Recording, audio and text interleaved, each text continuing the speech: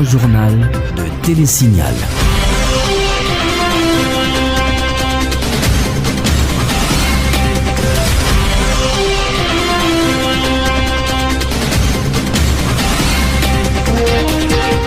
Madame, Monsieur, bonsoir. Bienvenue à cette édition du Grand Journal sur Télésignal. Au sommaire, nouvelle nomination dans l'administration publique. Emmanuel Ménard devient le DG de l'ONA. En remplacement de Bernard Desgraves, Harrison Ernest remplace Joseph Damas à la tête de la TNH. Ajournement à la quinzaine de l'audition opposant le CONATEL, la Radio-Télé-Zénith, les associations de patrons de médias et de journalistes ont apporté leur soutien à Ronnie Colin, poursuivi pour diffamation ce mercredi au tribunal correctionnel. Fini le mandat du Fonds de reconstruction d'Haïti, le FRH sera désormais transformé en un fonds d'investissement destiné à financer les grands projets de l'État. Et puis, le DH ne sera pas privatisé comme le prétend le syndicat de ses employés.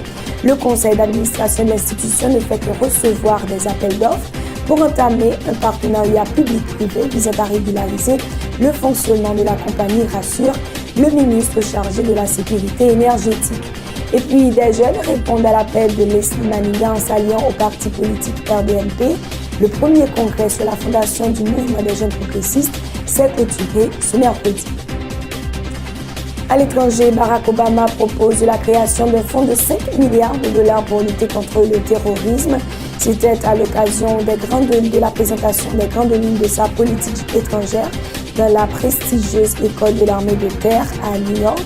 Et puis à quelques semaines de l'ouverture de la Coupe du monde de football 2014, la tension est toujours palpable au Brésil. C'était au tour d'Indiens et de travailleurs sans droit de manifester ce mercredi à Brasilia. Ces informations et d'autres vous seront développées dans quelques instants.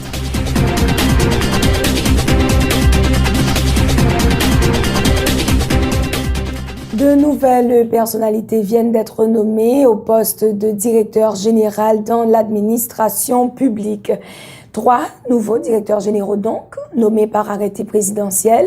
Harrison Ernest, directeur général de la Radio-Télévision nationale d'Haïti, en remplacement de Joseph Damas. Emmanuel Ménard, ancien président du collège transitoire du Conseil électoral provisoire, remplace Bernard Desgraves à la direction générale de l'Office national d'assurance vieillesse ONA. Eslom Raymond est nommé directeur général adjoint de l'ONA, puisque Bertrand Vieux est nommé directeur général de l'organisme de développement du Nord. Notons que le directeur général de la RTNH, Harrison Ernest, a été installé dans ses nouvelles fonctions ce mercredi par le ministre de la Communication, Rudy Erivo. Nous l'avons annoncé en titre, ajournement à la quinzaine du jugement opposant Ronnie Colin, PDG de Radio-Télé-Zénith, à Jean-Marie Guillaume, directeur du CONATEL, avec obligation pour le plaignant de déposer les pièces autorisant M. Colin à porter plainte contre tiers. Liliane Pierre-Paul, présidente en fonction de l'Association nationale des médias haïtiens, ainsi que Jacques Desrosiers, secrétaire général de l'Association des journalistes haïtiens, ont été remarqués dans la salle tout au long de l'audience. Suivez les déclarations de Samuel Madisté, avocat de Ronnie Colin, expliquant sa démarche lors de l'audience au micro de Enoch Élisée Kajou et d'Yvon Seïd. Le tribunal a ordonné pour communiquer nous les pièces sur lesquelles l'action est reposée, parce que son action est faite dans non CONATEL. On va utiliser organisme de l'État à la légère. Ce n'est pas des décisions qui étaient dans la boutique ou à gérer, ou le bon matin, ou doit faire action pour boutique. Pour faire action dans non organisme de l'État, il y a des préalables. Par exemple, pour la loi autorise il faut que l'organisme soit créé par la loi, il faut que le conseil d'administration prenne décision. Or, il se trouve que M. Jean-Marie Guillaume, il ne peut pas communiquer aucune pièce qui habilite à intenter une action en justice au nom du CONATEL. Parce que l'eau, attendez, l'eau est intentée une action au nom du CONATEL en justice.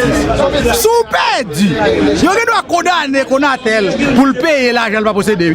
Donc, on n'est pas capable à la légère, comme ça, à utiliser des organismes publics de l'État. Donc, nous avons demandé des pièces qui établissent que M. Jean-Marie Guillaume a capacité juridique pour intenter une action en justice contre un citoyen. Mario Delcy, avocat du Conatel, a pour sa part fondé sa démarche sur la volonté d'en finir avec ce qu'il appelle la diffamation. L'homme de loi pointe du doigt ce qui, selon lui, constitue une irrégularité de la procédure d'enrôlement du dossier au greffe du tribunal. Monsieur Delcy est au micro d'Enoch Élisée Cajou et d'Yvon Seïd. Nous avions cité M. Collin à comparaître dans le délai de 3 jours francs. On n'a même pas attendu. Bon, c'est pour diffamation, vous le saviez très bien. M. Collin avait accusé mes deux clients, le Conatel, ainsi que M. Jean-Marie Guillaume. Comme en ces termes, j'ai reçu une enveloppe avec une cartouche à l'intérieur et que cela c'est l'œuvre du Conatel et du sieur Jean-Marie Guillaume. Vous savez, la loi trace les procédures. Si vous êtes victime, vous devez déposer une plainte. Est-ce que M. Collin a fait une dénonciation en bonne et due forme à la justice? Non. Nous devons finir avec ce règne d'impunité. Nous devons finir avec ce règne où les gens s'amusent à diffamer, à dire n'importe quoi en toute impunité. Le président de la commission justice du Sénat de la République était lui aussi venu apporter son soutien au PDG de Radio-Télé Zénith. Le sénateur Pierre Franqui-Exius entendait par sa présence apporter sa pierre dans le processus qui vise à faire échec à ce qu'il assimile à une campagne d'intimidation lancée contre la presse haïtienne. Je dis qu'il faut porter toute solidarité nous à Radio-Télé Zénith, qui c'est la presse. Parce que ça passe à moi son forme d'intimidation à la presse. Donc je dis à qui doit ser Radio Télé Zénith, si nous quittons Jean Bralé à l'aller comme ça, eh bien on va viser l'autre radio tout.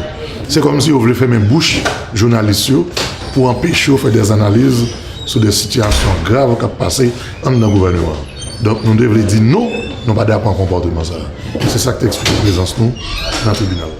Fini le mandat du Fonds de reconstruction d'Haïti. Le FRH sera désormais transformé en un fonds d'investissement destiné à financer les grands projets de l'État.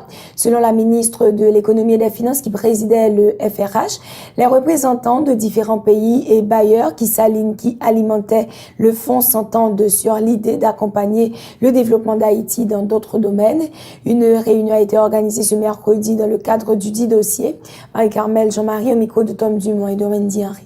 FRH l'a fermé en tant que tel comme fonds de reconstruction, parce que nous ne pas parler de reconstruction encore, nous parlé plutôt de croissance économique, nous parlé plutôt de développement durable. Donc c'est ça fait nous demander, sous base ça, qui était une bonne expérience, nous demander bailleurs pour refaire même geste là, pour contribuer à alimenter un fonds, mais un fonds qui va financer investissement et plutôt investissement productif. C'est ça, c'est une initiative ça, que tout bailleur qui était présent, yo accepté. Il a aider à travailler sur ça. Nous avons une étude qui va le faire, c'est Banque interaméricaine de développement qui a financé pour nous voir qui j'en bagaille ça possible pour nous faire fonds d'investissement, qui mécanisme pour nous mettre en place pour gérer lui et qui j'en pour nous faire pour nous connaître si projet est porté bon nous, est-ce que son projet cap rentable, c'est pas l'argent qu'on va gaspiller, c'est pas l'argent qu'on va jeter. Donc tout bail ça est supposé dans l'étude là. Et c'est à partir de l'étude, ça n'a pas si structure actuelle qui était en dedans FRH, ça c'est lui-même qui a adapté pour nouvelle orientation ça, qui pour une reconstruction qui pas petit projet, mais qui plutôt investissement pour faire comme la tournée. S'il pas adapté pour mettre en place l'autre structure là qui va aider nous justement faire gros virage ça pour nous quitter Assistana pour nous aller vers la croissance. L'appellation a changé parce que c'est pas pour reconstruction encore, l'État a plutôt fond de construction. Parce que là, avec impact en phase nous des bailleurs de fonds pour mettre sous croissance, c'est construire, nous allons construire demain Haïti. Parallèlement, la ministre de l'Économie et des Finances précise que le Brésil dispose de 40 millions de dollars pour financer la construction d'un barrage électrique dans le département de l'Artibonite. Marie-Carmel Jean-Marie indique que le montant promis par le Brésil est issu du FRH. Une compagnie chinoise sera chargée d'exécuter les travaux, ajoute la titulaire du ministère des Finances. Ça qui passe pour le projet barrage là, c'est que le Brésil a mis 40 millions de dollars. Et Banque interaméricaine de développement a mis 30 millions de dollars, mais son projet qui a dépassé 200 millions de dollars. Donc il était difficile pour eux de joindre financement pour tout projet, parce que Brésil te vle son entreprise pâle qui te venu et faire construction barrage là parce que y a une grosse entreprise qui spécialisée dans barrage ça. Mais ça pas rencontré adhésion et tout l'autre bailleur yo parce que il y a l'autre bailleur qui te dit n'a pas mettre comme mais son appel d'offre pour faire nous pas d'accord pour ces entreprises brésiliennes qui viennent faire barrage là. Donc c'est ça fait projet a été campé et justement pour manque de financement.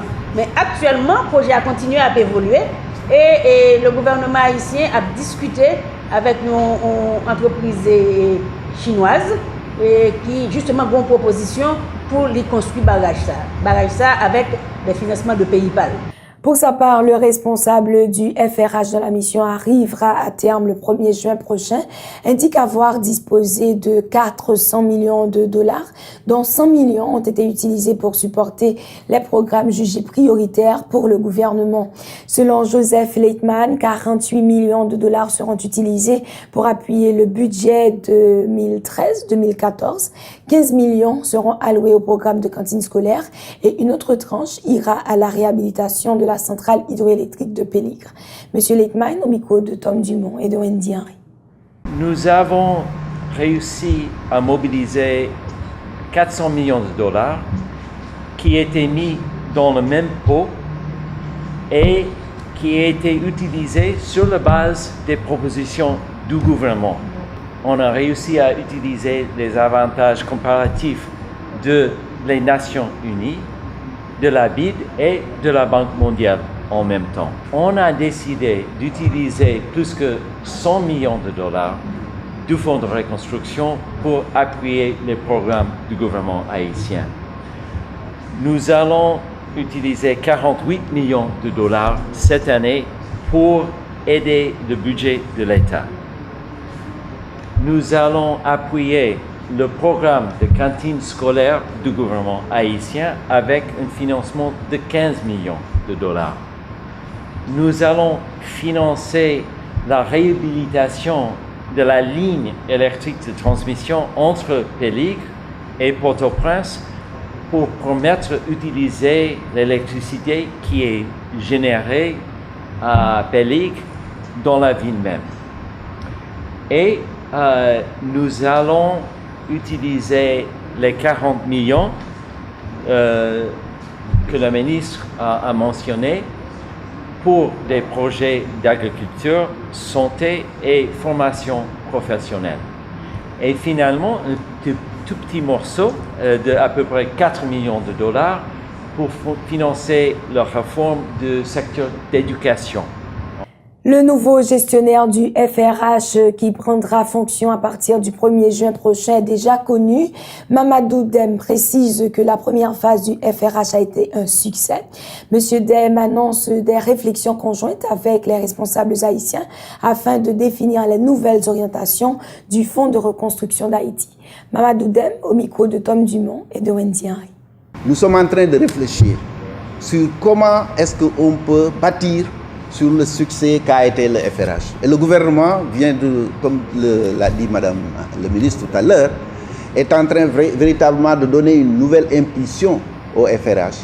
Et nous espérons qu'avec l'étude, l'évaluation qui va être faite durant les mois à venir, va nous éclairer encore tous un peu plus sur comment mieux instrumentaliser le FRH, comment mieux le structurer, comment mieux l'utiliser pour les nouvelles priorités que le gouvernement lui-même s'est fixées. Et comme elle l'a effectivement affirmé, la priorité du gouvernement maintenant, c'est d'appuyer le développement du secteur privé.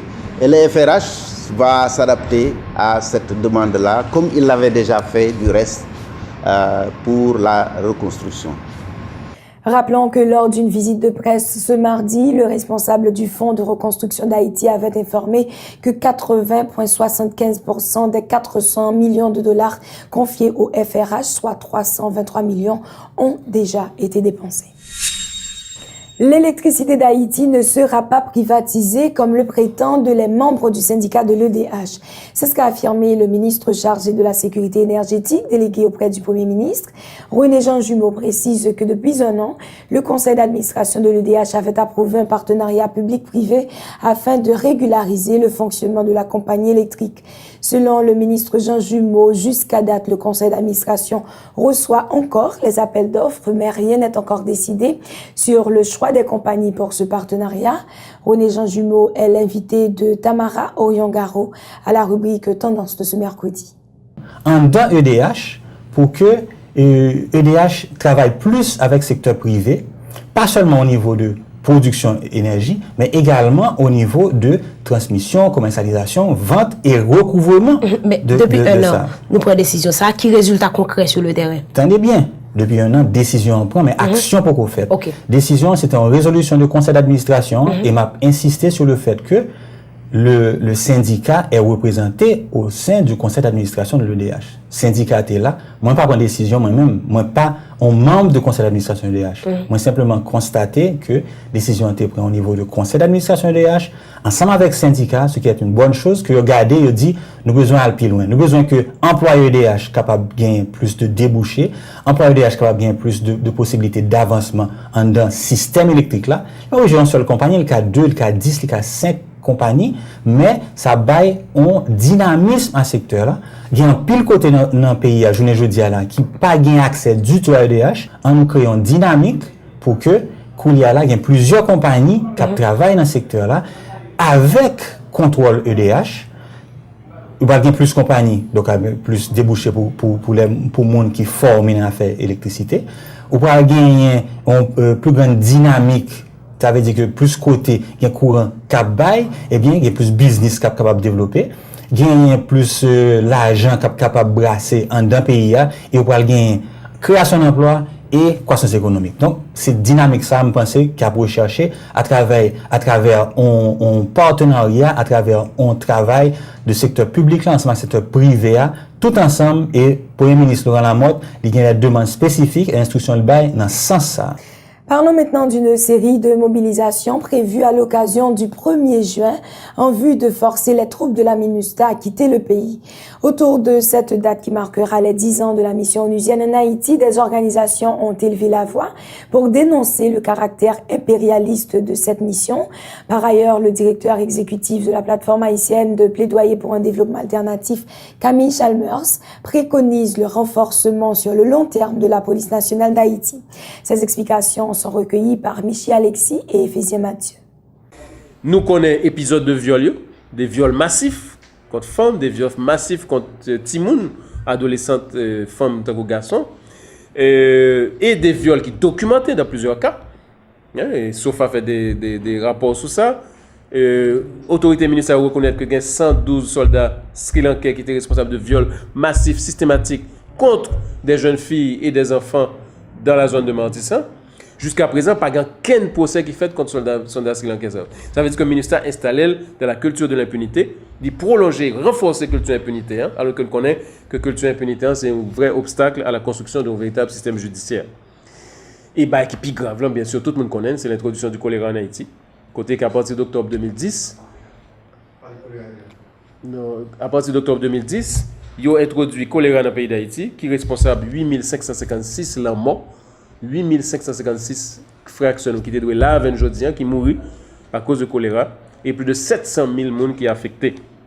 Donc, dans ce sens, tant qu'on pile l'organisation qui est levée, voir déjà, nous exiger justice, réparation et indemnisation pour victimes et pour pays. Le Rassemblement des démocrates nationaux progressistes, RDNP, a tenu les 27 et 28 mai son premier congrès sur la fondation du mouvement des jeunes progressistes au Palais de l'Art à Delma 33. La cérémonie d'installation du bureau national dont font partie les jeunes leaders s'est déroulée en présence de la secrétaire générale du RDNP, Myrland Hippolyte Maliga. Suivez ce compte-rendu de Michel Depayen et de Jasmine Denis. C'est dans une salle à moitié remplie de jeunes progressistes venus d'horizons divers que s'est tenu ce premier congrès coïncidant avec le 34e anniversaire du RDNP. À l'issue de ce colloque de 2 jours, l'avenir du parti est confié à des jeunes leaders dévoués à servir leur pays au moyen de la politique. C'est une fête pour Milande Maniga, puisque c'est pour la première fois, dit-elle, dans l'histoire du pays, qu'un parti politique organise un congrès de la jeunesse. Une joie sereine à cause de la circonstance elle-même, car nous allons accueillir de nouveaux membres. Certes, le RDNP a l'habitude depuis ses 33 ans de voir venir de nouveaux membres. Nous en avons aussi perdu ceux qui sont partis vers l'Orient éternel ou qui nous ont quittés. L'initiative de créer la branche jeunesse du RDNP est née de l'idée du fondateur du parti, le professeur Leslie François Maniga. L'ex-président haïtien avait appelé en mars dernier à la massive adhésion des jeunes à sa structure politique. La constitutionnaliste a pour sa part demandé aux jeunes de se former afin de mieux assurer la relève générationnelle du RDNP. Je veux dire que l'éducatrice que je suis est particulièrement sensible à la situation de l'éducation en Haïti. Nous avons une déperdition scolaire extraordinaire. Formez-vous. N'arrêtez jamais de vous former, de vous enrichir et d'enrichir votre savoir. Les jeunes ont répondu à l'appel de Leslie François Maniga et le parti se renouvelle. Certains se préparent, d'après Madame Maniga, à se porter candidat aux prochaines élections. Parlons santé à présent. La sensibilisation reste et demeure le meilleur moyen pour contrecarrer l'épidémie de chikungunya en Haïti actuellement, selon le spécialiste en maladies infectieuses Yves Laubert. Le médecin rappelle que jusqu'à présent, il n'existe aucun traitement, sinon que la prévention, qui dit-il, doit se faire par l'éducation. Il estime que la population doit mettre la main à la pâte en détruisant les gîtes, qui sont les principales sources de production des moustiques tigres porteurs de la maladie. Le docteur Yves Laubert était invité par les dirigeants du parti politique Ensemble Nouveau à un forum sur l'épidémie du chikungunya. Ces explications sont recueillies par Michel Alexis et Fézien Mathieu. On dit deux barrières là en réponse à la fumigation. On dit que premièrement, Aïdes, il y a un insecticide qui est utilisé, qui est résistant à ça. Deuxièmement, fumigation, faut à faire de façon répétée. Troisièmement, je ne crois pas que c'est ça qui va les résultats, j'en dis en République dominicaine. Je pense que les populations sensibilisées, et me retournant encore une fois à ça, et confrères se posent une question là, il est important pour nous comprendre que l'important pour nous-mêmes, pour nos travail, la caille. Si chaque monde comprenne ça et font travail individuel, son moustique, elle a volé, il n'a pas dépassé nos rayons de 100 mètres, non? Son gros avantage par rapport à nos faits là. Donc ça veut dire que si nous comprenons ça, c'est ça qui va les résultats. Donc l'important pour que nous fassions ça. Et sensibilisation est important, éducation est important pour moi-même. Encore une fois, traitement, c'est un traitement qui est purement symptomatique. Pas un traitement qui dit que nous avons vraiment débarrassé, pas un vaccin, pas un médicament qui va détruire le virus dans nous. Donc sensibilisation, c'est l'équipe numéro 1 pour moi-même. Parlant de chikungunya, des habitants de Cité Soleil disent attendre impatiemment la campagne de fumigation annoncée pour demain jeudi par le ministère de la Santé publique et de la Population. Des résidents du plus vaste bidonville de la capitale déplorent les conditions insalubres dans lesquelles évoluent les habitants de la cité. Les premières commodités telles l'évacuation des eaux usées et le ramassage d'ordures sont pratiquement absentes à Cité Soleil, regrettent les habitants de la commune. David Samus François les a rencontrés. Suivez. Fatra, de l'eau sale, puis le fatra, depuis de l'eau sale la fini, et là, on a marché. Maï gouin, nous sommes dans l'eau, maï gouin moderne, nous, vieux bêtes, vieux crapauds, toutes bêtes sont modernes. Ça veut dire que c'est situation, fait action qui fait nous là, nous-mêmes. Là, plutôt de même, nous commençons à inonder, parce que l'eau entre côté nous coucher, c'est comme si plutôt nous te coucher de l'eau. Des petits moyens frités, pour moi, je mettais bail pour frites. Parce que moi, je dois peut-être un peu nous-mêmes là, parce que maladie, ça compte là pour être très parce que moi qui m'ont beaucoup de fièvre là, mais on connaît ma parole quand même. Nous, comme nous, le gouvernement, par contre, Cité Soleil, nous avons dit que ça pour Cité Soleil, parce que nous, c'est seulement notre zone qui va gérer. Notre Cité Soleil, il va gérer Cité Soleil, même, il va voyager Cité Soleil, même. À l'échelle internationale, environ une semaine avant la fin de son second mandat, le président Barack Obama a présenté les grandes lignes de sa politique étrangère dans la prestigieuse école de l'armée de terre dans l'État de New York. Dans son discours, le président des États-Unis a proposé la création d'un fonds de 5 milliards de dollars pour lutter contre le terrorisme. Suivez ce reportage de nos confrères d'Euronews. C'est à la prestigieuse académie militaire de West Point, dans l'État de New York, que Barack Obama a exposé les grandes lignes de sa politique étrangère. Et sur le front de la lutte contre le terrorisme, aujourd'hui moins focalisé sur l'Afghanistan, il a proposé la création d'un fonds de 5 milliards de dollars. Ces ressources, a-t-il précisé, nous permettront de remplir avec plus de flexibilité des missions diverses, et notamment former les forces de sécurité au Yémen qui mènent une offensive contre Al-Qaïda, soutenir une force multinationale pour le maintien de la paix en Somalie, former avec les alliés européens une force de sécurité et une patrouille frontalière en Libye et faciliter les opérations françaises au Mali. Sur l'Ukraine, le président américain a loué le leadership de la première puissance mondiale, qui a selon lui permis de condamner les actions en Russie. Les interventions récentes de la Russie nous ont renvoyé à l'époque où les chars soviétiques investissaient l'Europe de l'Est. Mais ce n'est pas la guerre froide, a-t-il toutefois nuancé. Ce week-end, les Ukrainiens ont voté par millions. Hier, j'ai parlé à leur futur président. Nous ne savons pas comment la situation va tourner. De sérieux défis se profilent. Enfin, en Syrie, Barack Obama souhaite renforcer le soutien américain à l'opposition modérée et l'aide aux Syriens ayant trouvé refuge dans les pays voisins, tout en évitant que cela ne profite aux formations islamistes. En France, plusieurs centaines de personnes, dont certaines infectées par une épidémie de gale, ont été évacuées ce mercredi de 3 campements de Calais.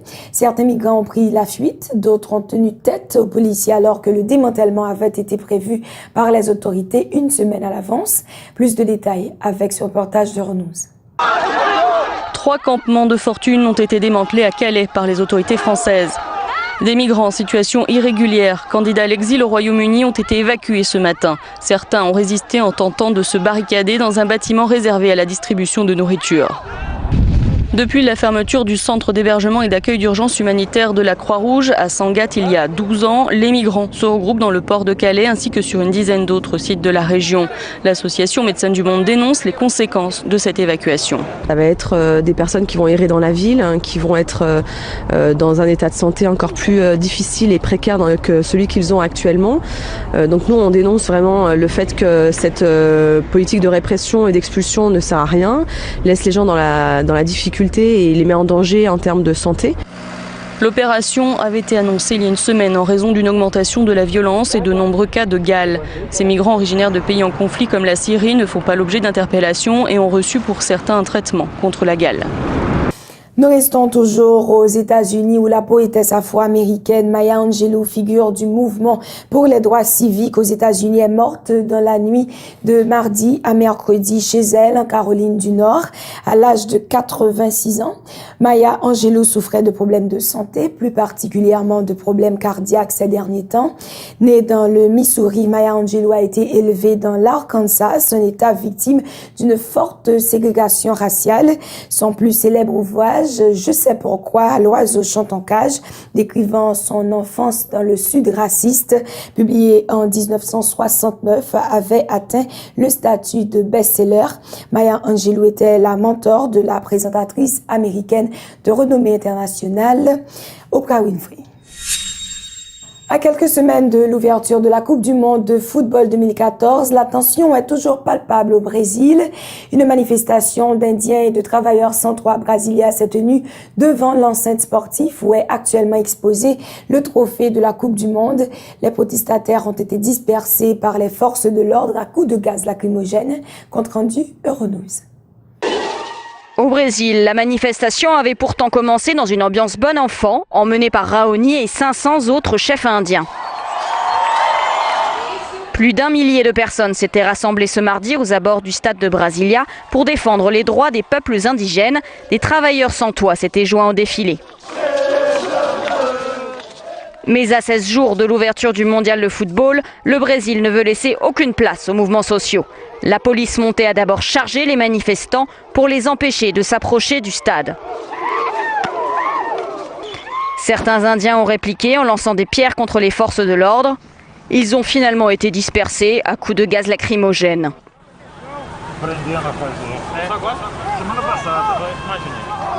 Depuis un an, le Brésil est régulièrement secoué par des mouvements de protestation sociale. Les manifestants espèrent profiter de la visibilité du mondial pour faire entendre leurs revendications. Ainsi se referme ce journal où nous avons parlé notamment des nouvelles nominations dans l'administration publique. Emmanuel Ménard devient le DG de l'ONA en remplacement de Bernard Degas. Harrison Ernest remplace Joseph Damas à la tête de la TNH. Ajournement à la 15e de l'édition opposant le Conatel à Radio-Télé Zénith. Les associations de patrons de médias et de journalistes ont apporté leur soutien à René Colin, poursuivi pour diffamation sous mercredi au tribunal correctionnel. Fini le mandat du Fonds de reconstruction d'Haïti. Le FRH sera désormais transformé en un fonds d'investissement destiné à financer les grands projets de l'État. Le DH ne sera pas privatisé comme le prétend le syndicat de ses employés. Le conseil d'administration de l'institution ne fait que recevoir des appels d'offres pour entamer un partenariat public-privé visant à régulariser le fonctionnement de la compagnie électrique, rassure le ministre chargé de la sécurité énergétique. Et puis, des jeunes répondent à l'appel de Leslie François Maniga en s'alliant au parti politique RDNP. Le premier congrès sur la fondation du mouvement des jeunes progressistes s'est clôturé ce mercredi. À l'étranger, nous avons parlé de Barack Obama qui propose la création d'un fonds de 5 milliards de dollars pour lutter contre le terrorisme. C'était à l'occasion de la présentation des grandes lignes de sa politique étrangère de la prestigieuse école de l'armée de terre à New York. Et puis à quelques semaines de l'ouverture de la Coupe du monde de football 2014, la tension est toujours palpable au Brésil. C'était au tour d'Indiens et de travailleurs sans droit de manifester ce mercredi à Brasilia. Voilà qui met fin à cette édition. Merci de l'avoir suivi. Notre plus prochain rendez-vous, c'est pour demain. Bonsoir.